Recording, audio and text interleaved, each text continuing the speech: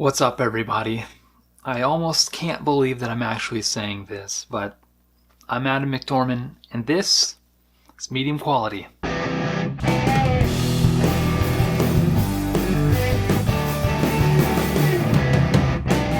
So it's been about 10 months since my last YouTube video, at which time I said that I was going to take a little bit of a break, stop pushing myself to create content, and every now and then I'll jump back into YouTube and then realize that green is definitely not my color. Every time I see the thumbnail for the last video that I posted, I think, why? Why did I ever decide to wear that shade of green? And then directly after that I'll think, maybe it's time to get back into it. The plan from pretty much day one of that hiatus was to pick it back up this summer, not realizing that that would mean coming back to YouTube in the middle of a global pandemic. But such is the reality of things, and here we are. So I thought probably the best way to get back into YouTube is to maybe reflect on some of the lessons that I've learned in this time being at home, sheltering in place in quarantine with my wife and daughter. Let's start by addressing the fact that yes, I have an apocalypse haircut going on right now. My hair is very long. Never again will I take for granted hairstylists. I really appreciated them before, and my appreciation for them has grown substantially since then, because we tried to do my haircut in the bathroom just by ourselves, and like, this is fine. This is Amber did a well enough job. I appreciate the time that she spent helping me get my hair more or less back to normal-ish, because I know that for some people this has been a really difficult time. And so I think a great place to start is to find something to be grateful for and lean into that as much as possible. The first thing that I want to express some gratitude for is the fact that I've been able to work from home during this crisis. And I know that for many people, employment has been a big question mark. And I've thought a lot about what that means. But for me, right now, I have been able to continue to provide for my family. I'm a high school English teacher, and by the end of spring break week 2020, it was very clear that we were not going to be back in the classroom, at least for a couple of weeks, until the crisis blew over. Shortly thereafter, quite obvious that we just weren't going to get back to school as normal during this school year. But obviously I've been doing this whole YouTube thing for almost 10 years. I have a decent enough setup. It didn't take me too long to pivot and start lecturing online. In fact, I think because of the fact that I had extra time to do some research, to do some reading, to prepare my lectures, and then edit them, I may have just done some of the best teaching of my entire life during this crisis. I'm extremely thankful for the fact that I was able to provide for my family, and then also maybe even learn a few things about how to do my job well. Another thing that I'm extremely thankful for is my health. Again, that's another thing that's been kind of up in the air for some people. And if we're not physically unwell, many of us are finding it very difficult to function normally in a situation that is far from normal. During this time, I had a really bad cough. And I called the doctor, and because of the fact that when I was symptomatic, tests were really hard to come by, we held off on me getting a test. So for about the span of 30 days, I either had really bad allergies, unlike anything that I've ever experienced before, or a very, very mild case of COVID-19. And so I'm extremely grateful for the fact that I am healthy. I'm here. I'm alive and relatively healthy. That's not something that I take for granted, and I would encourage any of you to take a moment and be grateful for your health if you are healthy, because, inevitably there's probably someone watching this very video who was affected in some way by COVID-19. Maybe they had it, and maybe one of their loved ones had it.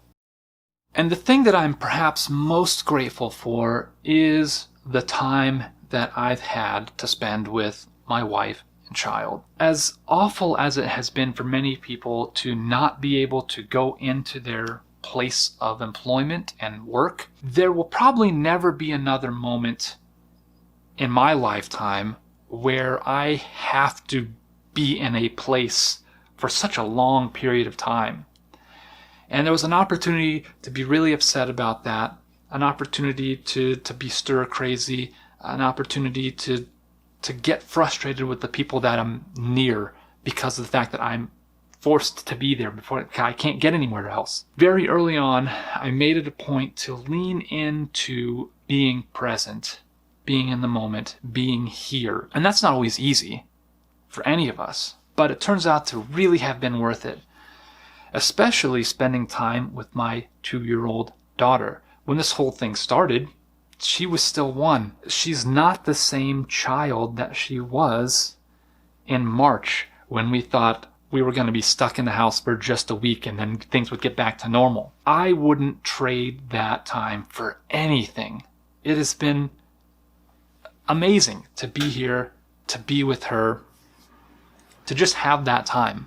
It's been fantastic. And having taken the time to express gratitude, to be thankful for all of those things, it got me thinking about some lessons that I might take away from this. And that was the thing that very early on in this crisis, I knew that this would be a unique opportunity to learn something about myself and about the world that I live in. One of the things that I learned is that I am far more capable of being present than I ever realized. I don't need to go out and go shopping to survive. I don't need to go to the movies to be happy. Those are luxuries that I probably will appreciate in a fresh and new way for months and hopefully years to come. But they aren't essential. Some of the things that I thought were really important to me continuing to exist just weren't. Like, maybe the only thing that I need is to be here with my family and live off of curbside pickup groceries and contact-free delivery. Sometime back, I was doing a word study for some reason, and I learned that the word apocalypse comes from a Greek word that means to reveal or uncover. And I think that's really apt because in this time that seems almost apocalyptic, it is uncovering and revealing something about who we are as a society. One of the first things that probably many of us noticed when we started going to lockdown is that people panicked. People ran to the grocery stores to get the necessary supplies in as large an amount as they could manage, right? And we saw what may be characterized as us at our worst, us being selfish and fearful and behaving in a way that was to our benefit alone. All other people be damned. I think it's totally reasonable for us to call out the type of behavior that demonstrates no regard for other people. But I also think that we need to be very aware of the fact that we are capable of fear and selfishness. Like, that is something that is written on the hearts of mankind. And at our worst, even those of us who like to think of ourselves as good people are capable of behaving that way. And yet, it wasn't long after that, as this whole thing stretched on, that we started to see reflections of the best of what we're capable of. We've heard stories about communities that have come together to take care of each other and to make sure that everyone has what they need to survive. I sincerely hope that that is something that we hold on to, something that we remember that we're capable of. And the last big takeaway for me has been something systemic, right? We can talk a lot about individuals who are doing really selfish things or really wonderful things, but I also think that this crisis has brought into very sharp focus some of the systemic issues that we face as a culture. And I know already me using the term systemic issues adds a certain amount of political charge to this video, and I'll acknowledge that that's true, but it's not my intention to politicize my observations. I'm not exactly even sure how to put my finger on it, but I know that we as a culture greatly revere the wealthy, right? We believe that there is something inherently special about them. Maybe it's their work ethic, maybe they're smarter than the rest of us. You know, I'm not here to throw shade on people who have worked hard and have made a better life for themselves. I think that's totally fair. The people who appear to be getting us through this crisis, the people that we were relying on, these essential workers, are not the special, benevolent, wealthy people who are deigning to take care of us and to get us through. It's the working class. One of the small good things in this otherwise terrible situation is that it's showing us that the people we truly rely on to survive, to get by, to thrive as a society is not the privileged class, and that maybe we should rethink who it is that we want to protect. We need to have systems in place to protect our essential people. Many people have lost their jobs and their health insurance is tied to a job. That might be a bit of a problem in a pandemic when all of a sudden the job you had is gone and thus your insurance with it right around the time that everyone's getting sick. There seems to be some kind of disconnect there. Maybe there's something there that we should rethink as a society. And again, the whole thing's sort of a rough draft thought that's turning over in the back of my head. And so maybe it's even foolish for me to try to articulate that on a camera.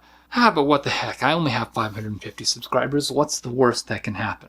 And where I want to end this video is to think about getting back to normal. A lot of people are very excited, myself included. I hope that we remember this moment in history, that we remember what it has taught us about ourselves, about our culture, about the systems of society that we use to sustain ourselves and generate wealth.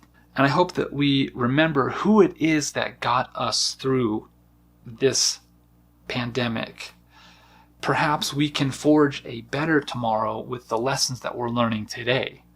I know that my personal lessons are ones that will stick with me, hopefully for years and years, hopefully till the end of my life. I will remember the fact that the time was more valuable than the work and the money, that being with the people I love, that calling my mom and dad was what was really important, the thing that really mattered.